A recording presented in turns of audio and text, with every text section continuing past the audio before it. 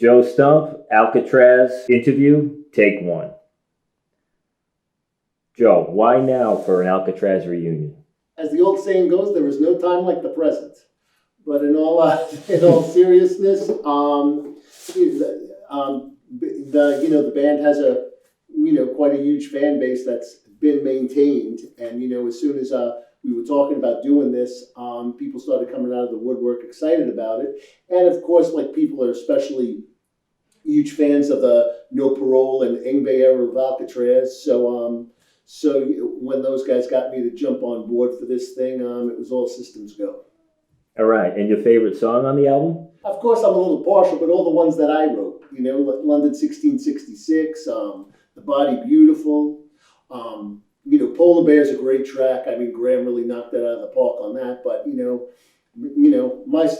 one thing's cool about my stuff, it's got a ton of balls. So you know what I mean. Kind of transfer Alcatrazz from more of a hard rock band. Now that they got me, it's more of a metal band. And how do you think Alcatrazz fits in with the current heavy metal scene? As far as Alcatrazz fitting in with the current metal scene, to me, that classic kind of metal music that, influenced by the guys that wrote the book, whether it's, in Alcatrazz, Purple, Rainbow, early Schenker, of course, the Yngwie era of Alcatrazz, that's there's always going to be a huge audience for that kind of thing. And, nobody's really making that kind of music now. So, and there's tons of fans that want to hear that. So we're delivering the goods. Historically, Alcatrazz has been associated with two very famous guitarists. What are the pros and cons of having this close association with Malmsteen and Vai? Has it hindered in any way, or has it helped? People will say, is that a good thing for the band or not, that they're always associated with these legendary and iconic players? And for me, it's a good thing because people, buy an Alcatrazz record, they're expecting a ton of guitar.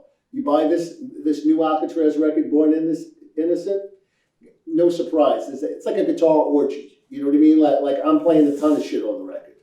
And people go see Alcatrazz live. We deliver the goods, and once again, live as soon as we start, we strike a chord, and I start playing a billion notes, and people are like, okay, well, that's legit. I'm in the right place. So so for me, I love it. It's a good thing.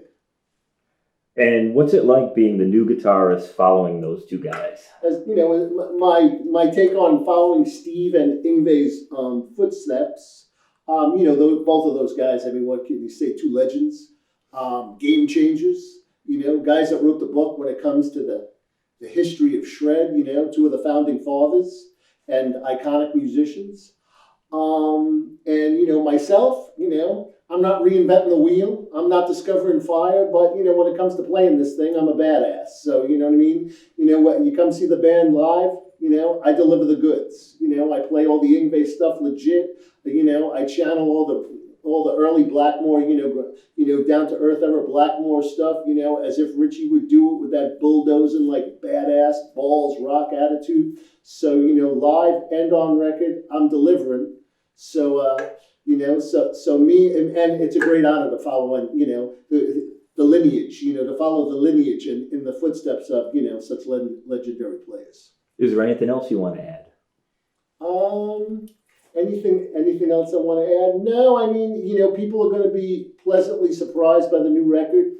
As far as, it's delivering the goods in every area. There's great musicianship. There's cool tunes.